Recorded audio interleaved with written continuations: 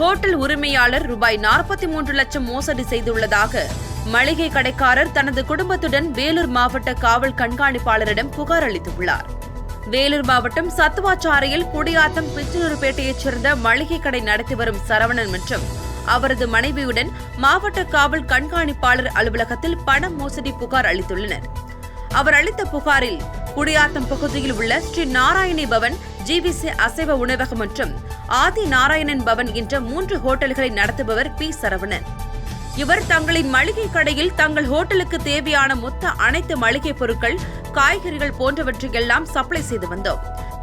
மேலும் கொரோனா காலத்தில் நோயாளிகள் மற்றும் மருத்துவர்களுக்கு இந்த ஹோட்டல் உணவளிக்கிறது என்றும் கான்ட்ராக்ட் பெற்றுள்ளதாகவும் அதற்காக எங்களிடம் இருந்து பி. சரவணன் ரூபாய் 43 லட்சம் பணத்தை பெற்றுக்கொண்டு தற்போது பணத்தை திருப்பி கேட்டால் தங்களை ஆட்களை வைத்து கொலை செய்து விடுவதாகவும் பணம் தர முடியாது என மிரட்டுவதால் பண மோசடியில் ஈடுபட்ட அவர் மீது உரிய நடவடிக்கை எடுக்க வேண்டும் என புகார் மனுவில் தெரிவித்துள்ளனர். ஆள்கடத்தல் வழக்கில் பிரபல ரவுடி சிசிங் ராஜா கைது செய்யப்பட்டார். சென்னை குரோம்பேட்டை ஐஸ்வர்யா நகர் 2வது தெருவைச் சேர்ந்தவர் ரியல் எஸ்டேட் தொழிலதிபர் சரவணன். இவரது வீடு புகுந்து கடந்த 19ஆம் தேதி சிசிங் ராஜா அழைத்து வர சொன்னதாக கூறி ஜெயராமன் மற்றும் சில நபர்கள் சரவணனின் கழுத்தில் கத்தியை வைத்து மிரட்டி கண்ணை கட்டி அவருடைய காரிலேயே அழைத்து சென்றனர். இதனையடுத்து ஆயுதங்களால் தாக்கி 10 லட்சம் ரூபாய் பணத்தை பெற்றுக்கொண்டு வெளியில் சொன்னால் கொலை செய்து விடுவேன் என சிசிங் ராஜா மிரட்டியுள்ளார். இது தொடர்பாக சரவணன் சிட்லப்பாக்கம் காவல் நிலையத்தில் புகார் அளித்தார். புகாரின் பேரில் சிட்லப்பாக்கம் போலீசார் சிசிங் ராஜா மற்றும் ஜெயராமன் ஆகியோரை கைது செய்து 7 பட்டாக்கத்திகள், 3 கார்கள் ஆகியவை பறிமுதல் செய்தனர். ஹோட்டல் உரிமையாளர் ரூபாய் 43 லட்சம் மோசடி செய்துள்ளதாக மளிகை கடைக்காரர் தனது குடும்பத்துடன் வேலூர் மாவட்ட காவல் கண்காணிப்பாளரிடம் புகார் அளித்துள்ளார். வேலூர் மாவட்டம் சத்துவாச்சாரியில் குடியாத்தம் பிச்சனூர்பேட்டையைச் சேர்ந்த மளிகை கடை நடத்தி வரும் சரவணன் மற்றும் அவரது மனைவியுடன் மாவட்ட காவல் கண்காணிப்பாளர் அலுவலகத்தில் பண மோசடி புகார் அளித்துள்ளனர். அவர் அளித்த புகாரில் குடியாத்தம் பகுதியில் உள்ள ஸ்ரீ நாராயணி பவன், GVC அசைவ உணவகம் மற்றும் ஆதி நாராயணன் பவன் என்ற 3 ஹோட்டல்களை நடத்துபவர் பி. சரவணன். இவர் தங்களின் மளிகை கடையில் தங்கள் ஹோட்டலுக்கு தேவையான மொத்த அனைத்து மளிகை பொருட்கள், காய்கறிகள் போன்றவற்றையெல்லாம் சப்ளை செய்து வந்தோம். மேலும் கொரோனா காலத்தில் நோயாளிகள் மற்றும் மருத்துவர்களுக்கு இந்த ஹோட்டல் உணவளிக்கிறது என்றும் கான்ட்ராக்ட் பெற்றுள்ளதாகவும் அதற்காக எங்களிடம் இருந்து பி. சரவணன் ரூபாய் 43 லட்சம் பணத்தை பெற்றுக்கொண்டு தற்போது பணத்தை திருப்பி கேட்டால் தங்களை ஆட்களை வைத்து கொலை செய்து விடுவதாகவும் பணம் தர முடியாது என மிரட்டுவதால் பண மோசடியில் ஈடுபட்ட அவர் மீது உரிய நடவடிக்கை எடுக்க வேண்டும் என புகார் மனுவில் தெரிவித்துள்ளனர். உலக நன்மைக்காக 1000 திரவியங்களை கொண்டு 1000 கிலோவில் விபூதி அபிஷேகமும், 27 யாக குண்டங்களில் 64 வேத விற்பனர்களை கொண்டு வாலாஜா தன்வந்திரி ஆலயத்தில் சிறப்பு யாகம் நடத்தப்பட்டது. ராணிப்பேட்டை மாவட்டம் வாலாஜா அருகே உள்ள அனந்தலை என்ற இடத்தில் கீழ்புதுப்பேட்டை ஸ்ரீ தன்வந்திரி ஆலய பீடத்தில் உலக நன்மைக்காகவும் இயற்கை மழை அளித்ததற்காகவும் கொரோனா பாதிப்பில் இருந்து மக்கள் விடுபட்டு இயல்பு நிலைக்கு திரும்பவும் 1000 திரவியங்களை கொண்டு 27 யாக குண்டங்களை அமைத்து 64 வேத விற்பனர்கள், சிவாச்சாரியர்களை கொண்டு சிறப்பு யாகமானது நடத்தப்பட்டது. அத்துடன் கோபூஜை மற்றும் 27 நட்சத்திர ஹோமங்களும் நடத்தப்பட்டன. இதேபோன்று கால பைரவருக்கு 1000 கிலோ விபூதியை கொண்டு அபிஷேகம் நடத்தினார்கள். இந்த பூஜையில் தீய சக்திகள் அகலவும், மக்கள் ஆயுள் ஆரோக்கியம் பெறவும், உடல்நலம் பெறவும் நன்றி தெரிவித்தும் இந்த யாகங்கள் நடத்தப்பட்டன. இதில் ஆலய நிறுவனர் முரளிதர சுவாமிகள் மற்றும் திரளான சுற்றுவட்டார கிராம பொதுமக்கள் கலந்து கொண்டு சாமியை வழிபாடு செய்தனர். வாணியம்பாடி அருகே தொடர் மழையால் ஏரிகள் நிரம்பியதன் காரணமாக விவசாயிகள் மகிழ்ச்சி அடைந்துள்ளனர். திருப்பத்தூர் மாவட்டம் வாணியம்பாடி மற்றும் அதன் சுற்றுவட்டார பகுதிகளில் நிவர் மற்றும் புரவி புயலால் கடந்த 10 நாட்களுக்கு மேலாக தொடர்ந்து மழை பெய்தது.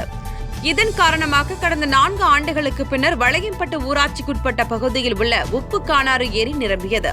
இதனைத் தொடர்ந்து 60 ஏக்கர் பரப்பளவு கொண்ட லாலா ஏரியும் நிரம்பியது. இதனையும் தொடர்ந்து 45 ஏக்கர் பரப்பளவு கொண்ட துளசிப்பாய் ஏரி பொதுப்பணித்துறை கட்டுப்பாட்டில் உள்ள ஏரி முழுவதும் நிரம்பி உபரி நீர் வெளியேறியதால் பொதுமக்கள், விவசாயிகள் மலர் தூவி வழிபட்டனர். இந்த ஏரி நிரம்பி உள்ளதால் இப்பகுதியில் குடிநீர் பஞ்சம் தீரும். சுற்று வட்டாரத்தில் சுமார் 2000 ஏக்கர் விவசாய நிலங்கள் பயனடையும். இதனால் இந்த 3 ஏரிகளையும் தூர்வாரி இன்னும் ஆழப்படுத்தினால் தண்ணீரின் கொள்ளளவு அதிகமாக இருக்கும். இதனால் விவசாயிகள் மற்றும் பகுதி மக்கள் பயன்பெறுவார்கள் என சமூக ஆர்வலர்கள் கோரிக்கை விடுத்துள்ளனர். பிரியாணி சாப்பிட அழைக்காத பாட்டியை கொலை செய்த பேரனை போலீசார் கைது செய்து விசாரணை மேற்கொண்டு வருகின்றனர். வேலூர் மாவட்டம் குடியாத்தம் அடுத்த மோடிக்குப்பம் பகுதியைச் சேர்ந்த கண்ணன், இவரது மனைவி ராஜேஸ்வரி ஆகிய இருவரும் கூலி வேலை செய்து வருகின்றனர். இவர்களுக்கு 3 மகன்கள் மற்றும் 2 மகள்கள் உள்ளனர். இந்நிலையில் ராஜேஸ்வரியின் பெரிய மகள் பேரன் ராகேஷ் குடிபோதையில் தனது பாட்டி வீட்டிற்கு சென்றுள்ளார். அப்பொழுது அங்கு ராஜேஸ்வரியின் மகள் வழி பேரன் மற்றும் பேத்திகள் பிரியாணி சாப்பிட்டுக் கொண்டிருந்த நிலையில் என்னை ஏன் பிரியாணி சாப்பிட அழைக்கவில்லை என கூறி அவரது தாத்தா கண்ணனிடம் வாக்குவாதத்தில் ஈடுபட்டு வாக்குவாதம் முற்றிய நிலையில் கை கலப்பாக மாறியுள்ளது. இதனை கண்டு அதிர்ச்சியடைந்த ராஜேஸ்வரி இருவரையும் தடுத்துள்ளார். இதனால் ஆத்திரமடைந்த ராகேஷ் தனது பாட்டி ராஜேஸ்வரியை கைகளால் தாக்கியும் அருகில் இருந்த சாலைக்கு இழுத்து வந்து பிடித்து தள்ளிவிட்ட நிலையில் ராஜேஸ்வரி சம்பவ இடத்திலேயே உயிரிழந்துள்ளார். இதுகுறித்து தகவல் அறிந்த குடியாத்தம் தாலுகா போலீசார் சம்பவ இடத்திற்கு சென்று பிரேதத்தை கைப்பற்றி உடற்கூறு ஆய்வுக்காக அரசு மருத்துவமனைக்கு அனுப்பி வைக்கப்பட்ட நிலையில் பேரன் ராகேஷை கைது செய்து விசாரணை மேற்கொண்டு வருகின்றனர்.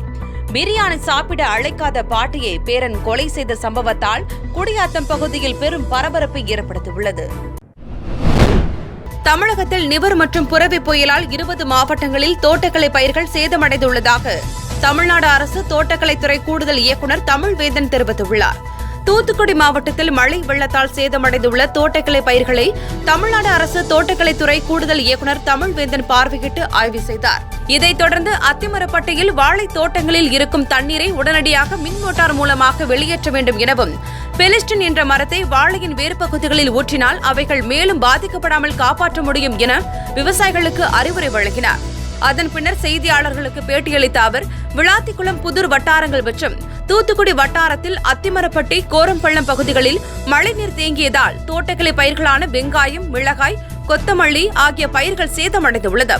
முள்ளக்காடு, கோரப்பள்ளம் உள்ளிட்ட பகுதிகளில் வாழை பயிர்கள் மழைநீர் தேங்கியதால் சேதமடைந்துள்ளன என்று தெரிவித்தார்.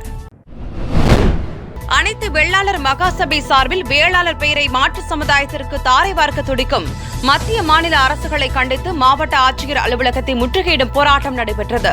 ராமநாதபுரம் மாவட்ட அனைத்து வெள்ளாளர் மகாசபை சார்பில் வேளாளர் பெயரை மாற்று சமுதாயத்திற்கு தாரை வார்க்க துடிக்கும் மத்திய மாநில அரசுகளை கண்டித்து ராமநாதபுரம் மாவட்ட ஆட்சியர் அலுவலகத்தை முற்றுகையிடும் போராட்டம் நடைபெற்றது.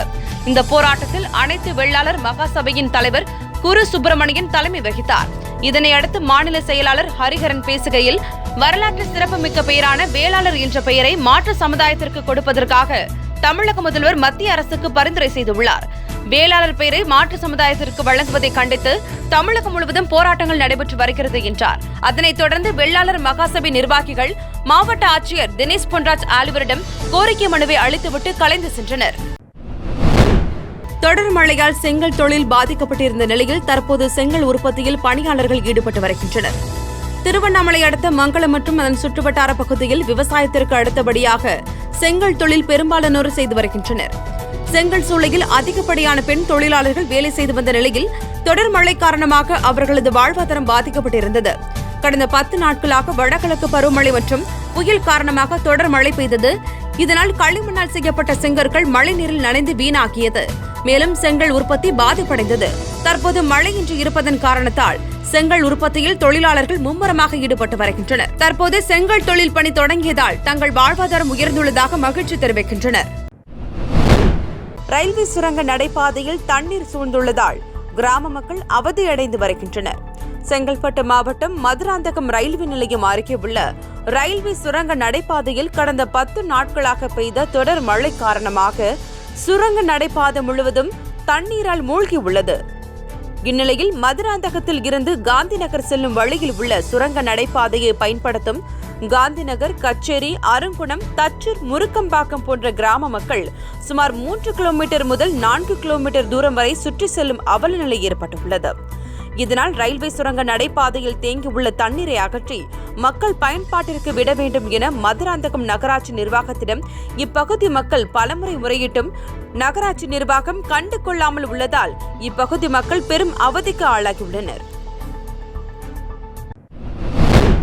நகராட்சி பெயரில் தினசரி சட்டவிரோதமாக அடாவடி வசூல் வேட்டை நடப்பதாக அனைத்து வணிக பொதுநலச் சங்கம் சார்பில் ஆணையரிடம் புகார் தெரிவித்துள்ளனர். செங்கல்பட்டு மாவட்டம் மதுராந்தகம் நகராட்சிக்குட்பட்ட பகுதியில் தெருக்கடை நடத்தி வருபவர்களிடம் தினசரி ரூபாய் 30 வீதம் வசூல் செய்ய 3 ஆண்டுகளுக்கு முறை குத்தகை விடுவது வழக்கம்.